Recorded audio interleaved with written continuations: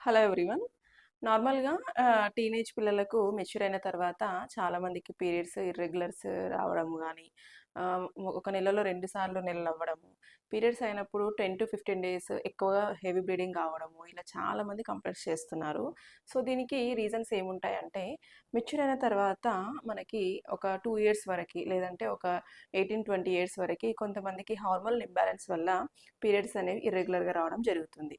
So, దీనికి panic అవ్వకుండా మీకు basic CBP and thyroid profile చేయించుకొని, అవి గనక ఏవైనా మెడికేషన్స్ వాడాల్సొస్తే వాడుకొని, సో మీరు మెడికేషన్స్ తోటి మేనేజ్ చేసుకోవచ్చు. ఒకవేళ పీరియడ్స్‌లో హెవీ బ్లీడింగ్ అవుతే దానికి మెడికేషన్స్ ఇస్తాము. అదర్‌వైజ్ మనకి 18-20 ఇయర్స్ వచ్చే వరకు వెయిట్ చేయొచ్చు. కేవలం మనకి ఈ టీనేజ్ పిల్లలకి స్పోర్ట్స్ యాక్టివిటీస్ అంటే డైలీ ఒక హాఫ్ ఎన్ అవర్ లేదంటే ఒక 1 hour sports activities, organic food, obesity రాకుండా, బరువు పెరగకుండా, నార్మల్ వెయిట్ మెయింటైన్ అయితే గనక డెఫినిట్‌గా పీరియడ్స్ అనేవి రెగ్యులర్‌గా అయితాయి. I hope this is useful.